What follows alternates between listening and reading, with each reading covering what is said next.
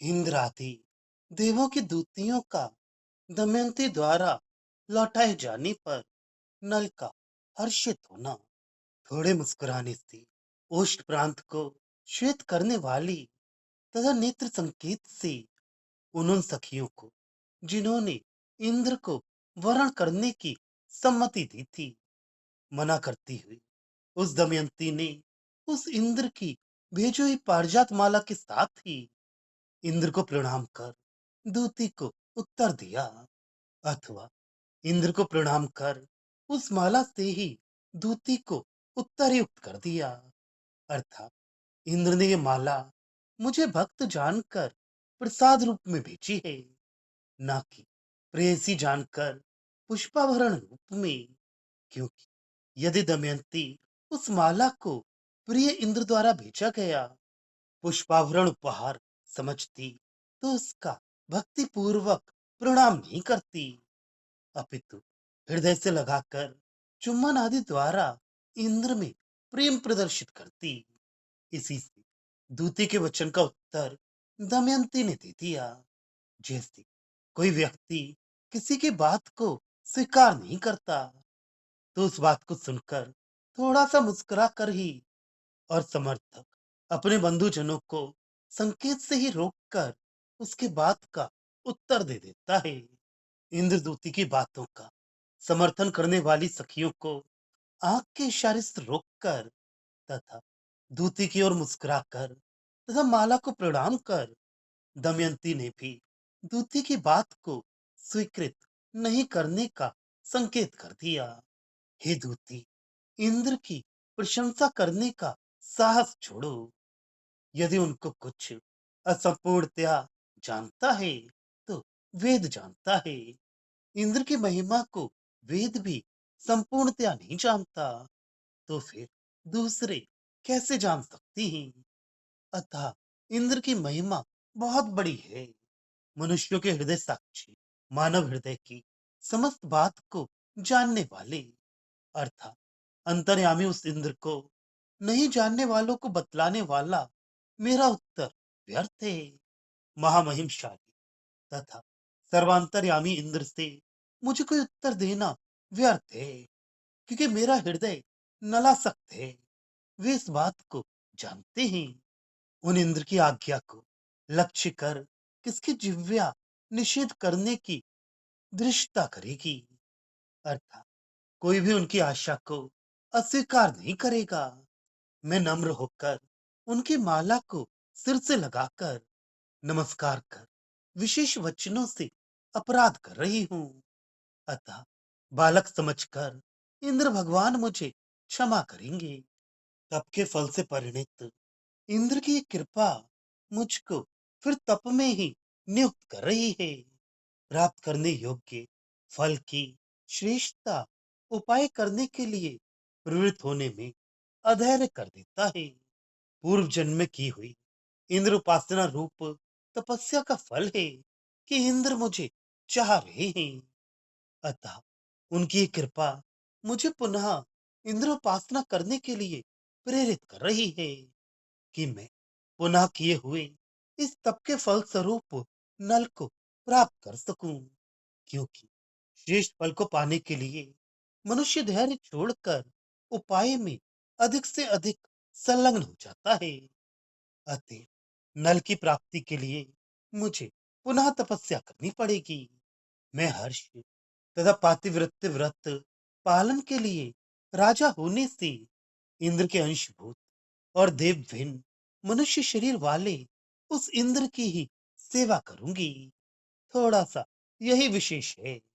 राजा को अष्टदिक्पाल के अंशभूत होने से नल भी इंद्र के अंश ही हैं और देव ना होकर मनुष्य हैं। अतः इतना थोड़ा सा भेद होना यदि मुझ बालिका के लिए अपराध हो, तो इस छोटे से अपराध को भगवान इंद्र क्षमा करें। क्योंकि इतने मात्र के भेद से ही मेरी तपस्या पातिव्रत्य पालन पूर्ण होता है तथा मुझे हर्ष भी होता है। पातिव्रत्य व्रत के अत्यंत प्रतिकूल होने से तुम्हारी कठोर बात को मैंने इंद्र में आदर युक्त होकर सुना। इंद्र की अत्यंत प्रशंसा युक्त तथा पातिव्रत व्रत के सर्वथा प्रतिकूल होने से तुम्हारी कठोर बात को मैंने सुना। मैंने पहले मन से अपने को देवता इंद्र के लिए नहीं दिया है, किंतु नर के रूप में इंद्र राजा होने से इंद्र के अंश रूप के लिए मन से दिया है। देवरूप इंद्र का संदेश नहीं सुनने से एक प्रकार उनका अपमान होगा। मनुष्य को देवता का अपमान करना उचित नहीं। इसी विचार से मैंने इंद्र का संदेश सुना है। कुछ उनमें अनुराग होने से उक्त संदेश को नहीं सुना है। यदि सानुराग होकर इंद्र की बात सुनती तो मन से मनुष्य रूप में स्थित इंद्र अर्थात नल के लिए अपने को पहले समर्पण कर देने के कारण पर पुरुष विषयक संदेश सुनने से मेरा पातिव्रत्य रूप धर्म नष्ट हो जाता। विचार करिए हृदय से, नल को वरण कर लेने पर इंद्र की यह दया, मुझसे विवाह करने की अभिलाषा, मुक्ति चाहने वाले धैर्यवान या विवेकी को सांसारिक सुखों को तिरस्कार के समान मुझको संतप्त करने वाली ना हो। अर्थात जिस प्रकार मुक्ति चाहने वाले विवेकी व्यक्ति को सांसारिक सुखों का त्याग सताता नहीं, अर्थात इन सांसारिक सुखों को त्याग कर व्यर्थ मैं मुक्ति लाभ के झमेले में पड़ा, इस प्रकार विवेकी पुरुष पश्चाताप नहीं करता। उसी प्रकार मैंने नल को बहुत सोच विचार कर पहले ही हृदय से वरण कर लिया है। अतः इंद्र मुझे पत्नी रूप में स्वीकार करने की दया करने की कृपा कर रही हैं। इस बात से मुझे पश्चाताप नहीं होता। मोक्षार्थी विवेकशील व्यक्ति के लिए जिस प्रकार सांसारिक सुख तुच्छ एवं व्यर्थ है, उसी प्रकार इंद्र की उक्त प्रार्थना भी मेरे लिए तुच्छ और व्यर्थ है। आर्य श्रेष्ठ मनु आदि चार आश्रमों में गृहस्थाश्रम के समान वर्षों में जिस भारतवर्ष की प्रशंसा करती हैं, उस इस भारतवर्ष में पति नल की सेवा के द्वारा मंगल तरंग से चित्रित धर्म का लाभ करना चाहती हूँ। स्वर्ग में निवास करने वालों को केवल सुख होता है, धर्म नहीं होते। इस भूमि पर वह सुख तथा वे धर्म दोनों ही होते हैं। भारत भूमि में निवास करते हुए यज्ञ के द्वारा भी देवताओं का हर्ष उत्पादन किया जा सकता है। तो मैं तीन सुख, धर्म तथा सब देवताओं का हर्ष को छोड़कर एक केवल सुख क्यों चाहूं? भारत के भोग एवं कर्म भूमि होने से यहाँ रहकर सुख तथा धर्म दोनों ही साधन सुलभ हैं। साथ ही भारत भूमि में रहकर यज्ञों के द्वारा सब देवताओं को केवल इंद्र को ही नहीं प्रसन्न किया जा सकता है। इस प्रकार नल को वरण कर भारत भूमि में रहती हुई मैं सुख, धर्म तथा सब देवताओं को प्रसन्न रखना तीनों कार्य संपादन कर सकती हूँ।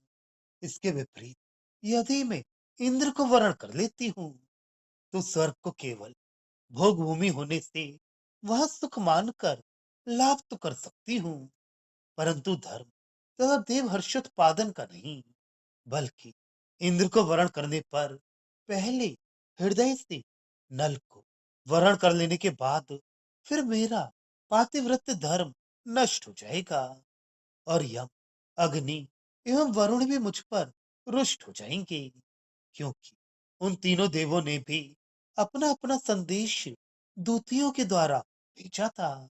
अतः मैं इंद्र को वरण कर अपने पातिव्रत्य धर्म को नष्ट कर तथा अग्नि आदि को रुष्ट कर स्वर्ग में केवल सुख पाना नहीं चाहती, किंतु पूर्ववत नल को ही वरण कर सुख प्राप्ति के साथ ही धर्म रक्षा तथा यज्ञ के द्वारा इंद्र और अग्नि आदि देवताओं के साथ ही अन्य सभी देवों को प्रसन्न करना श्रेयस्कर समझती हूँ।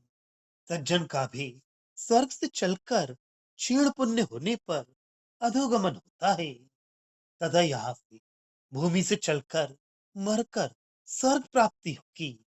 इस प्रकार उत्तर फल को सोचते हुए व्यक्ति के हृदय में दोनों का फल, दो शर्कराएं, प्रथम शर्करा कंकड़, द्वितीय शर्करा शक्कर नहीं है क्या? पुण्य क्षीण होने पर स्वर्गवासी सज्जन अधोलोक में आता है। अतः ये तो अनिष्टकारक फल होने से कंकड़ रूप, नीरस तथा कठोर है तथा मरकर सज्जन भूमि से पुण्यतिशय से स्वर्ग में जाता है। अतः इसका फल श्रेष्ठकर होने से शक्कर रूप, मधुर एवं सरस है। अतः मैं नल को वरण कर भूमि में ही रहना पसंद करती हूँ।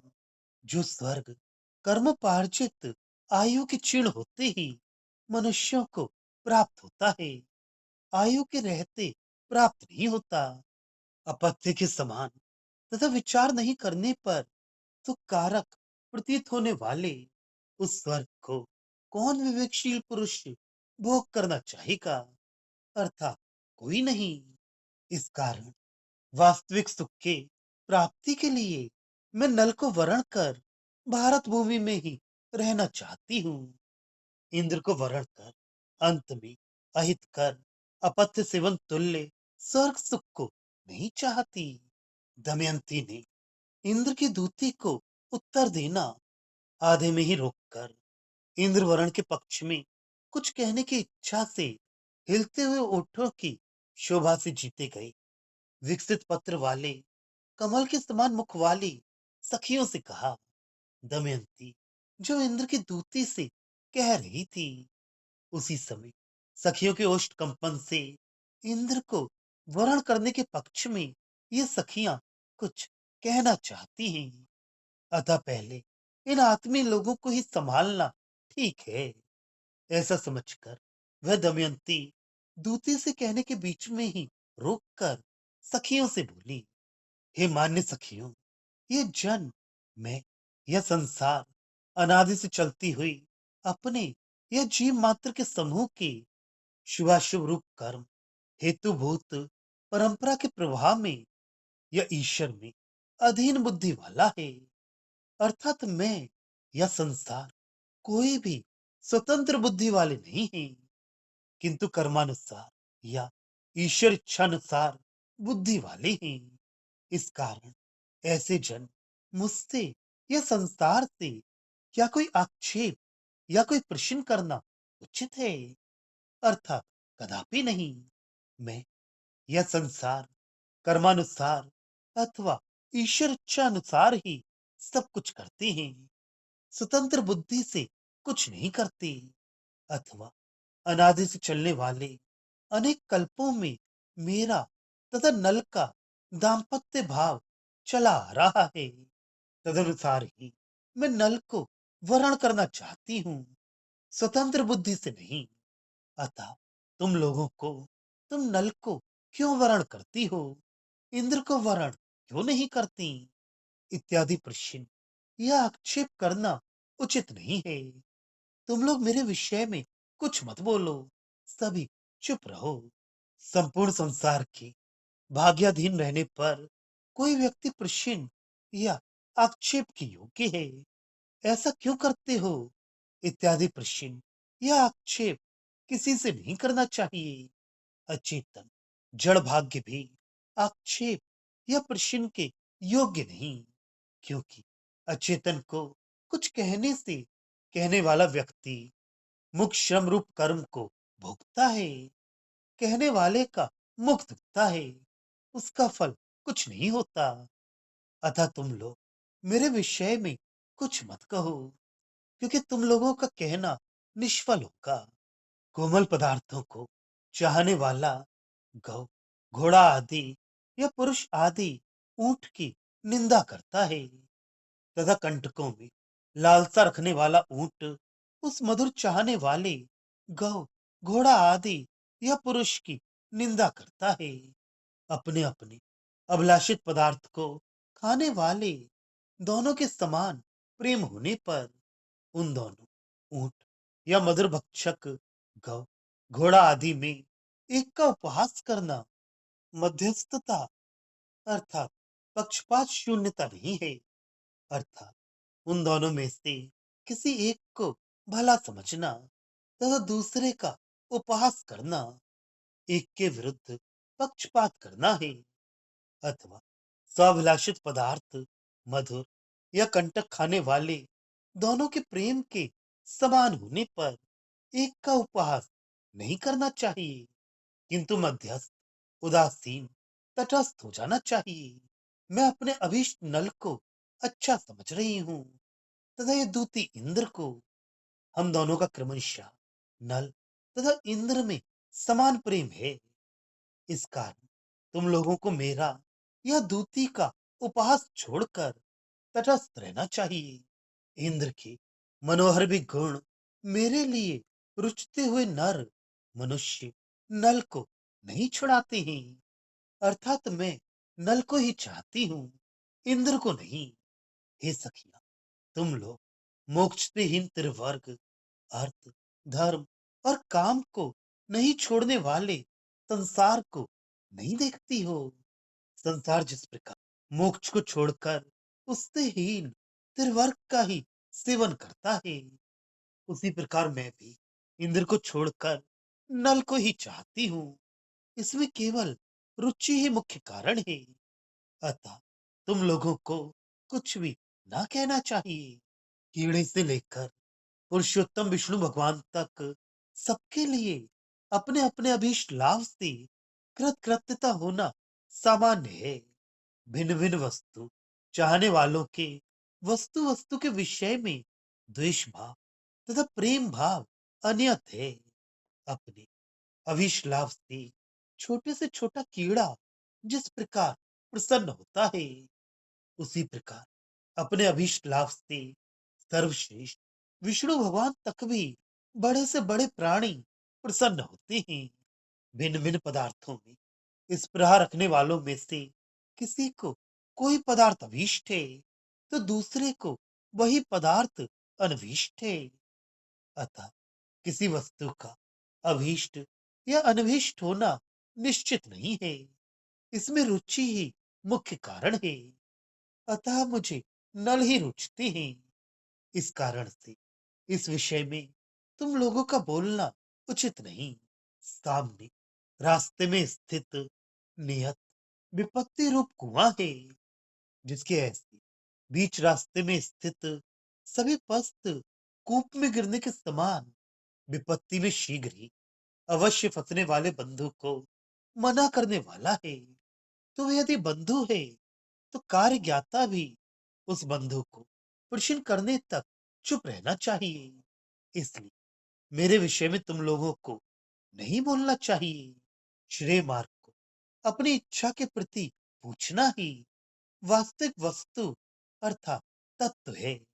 अथवा रास्ते के आगे में स्थित ढके हुए आपत्ति रूप कूप है, जिसके ऐसा बंधु यदि हो तो उसी को मना करना चाहिए। मेरे विषय में ऐसा नहीं है। कार्याज्ञ बंधु जन को तो चुप ही रहना चाहिए। अपनी इच्छा से ही हर्ष के मार्ग की वस्तु को ही तुम लोगों को पूछना चाहिए। हितैषी बंधु का कर्तव्य है कि यदि कोई बंधु आपत्ति रूप में गिरने वाला है तो उसे तुम इस मार्ग से मत जाओ, अन्यथा सामने के रास्ते के मध्यवर्ती कूप में गिर पड़ोगे।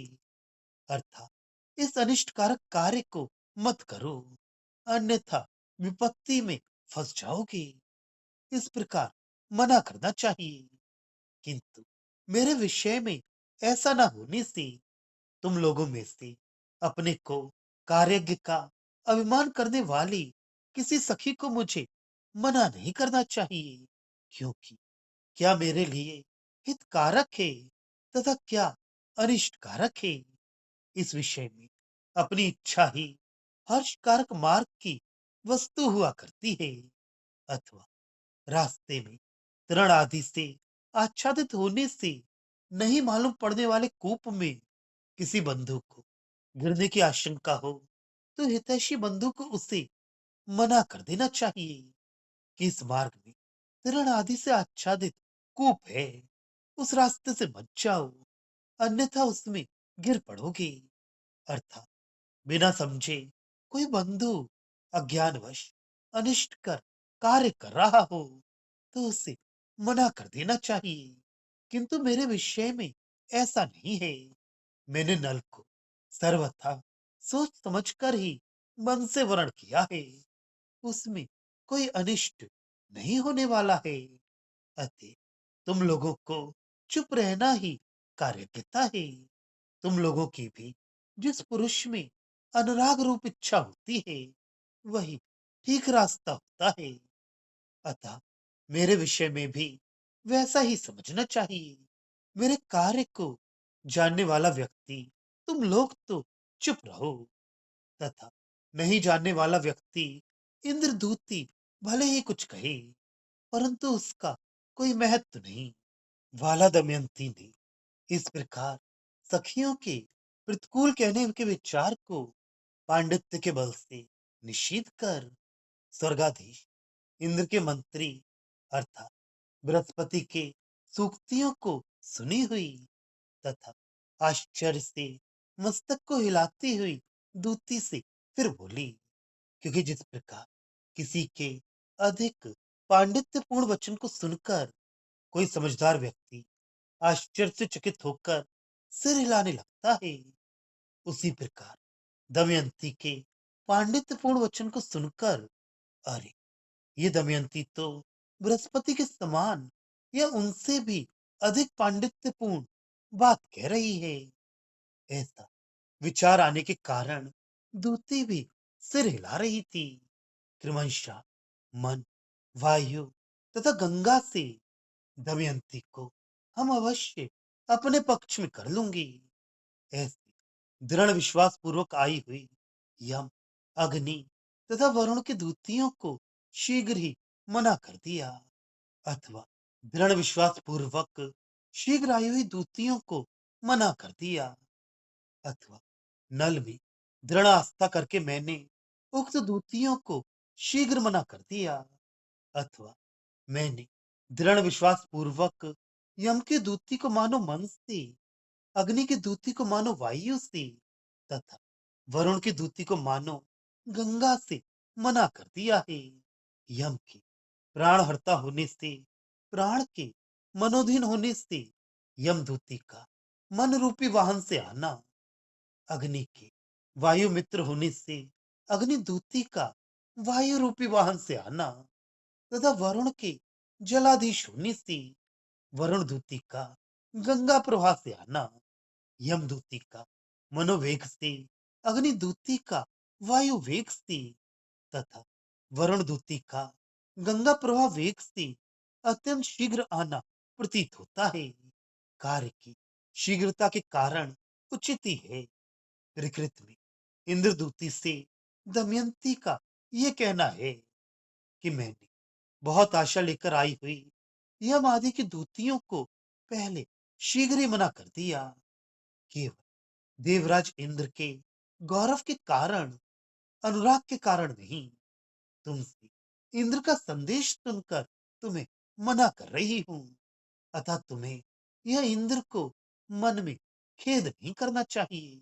यदि तुम मुझसे इस विषय इंद्र को वरण करने को फिर कहती हो तो इंद्र के चरणों की शपथ है, वज्रधारी इंद्र से हृदय में अत्यंत तीव्र इस इंद्र की आज्ञा का अपालन रूप अपराध का तो सती वृत्तों से मैं यथावत मार्जन करती हूँ।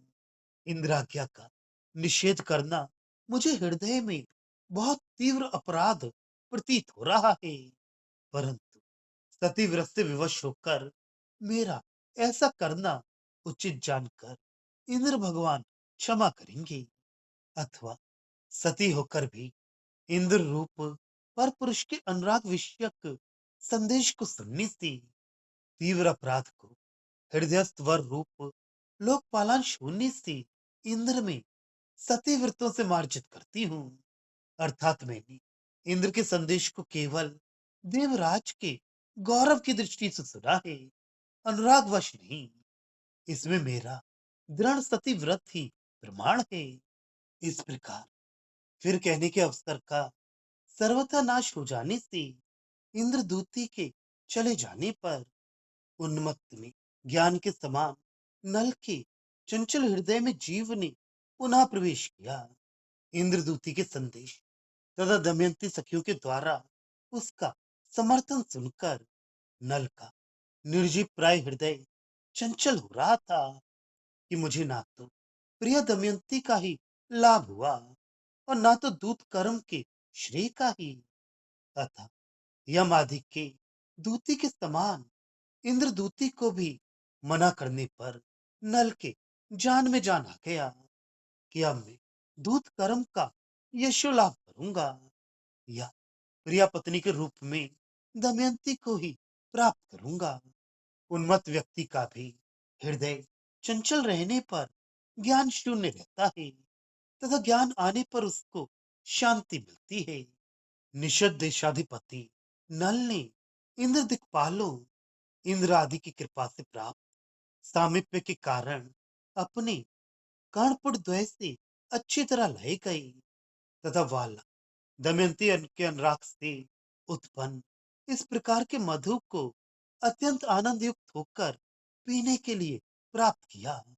नल ने सोचा, यदि कृपा कर इंद्रादि दिक्पाल अपने दूत कर्म में मुझे नियुक्त नहीं किए होते तो मुझे दमयंती के सानुराग मधुर वचन को अपने कानों से सुनने का ये सुअवसर नहीं मिलता। ये सोचकर नल ने उस वचन को सुन बड़ा आनंद अनुभव किया। अन्य भी कोई व्यक्ति किसी सज्जन के द्वारा लाए हुए मधु के पात्रों से पीकर आनंदित होता है,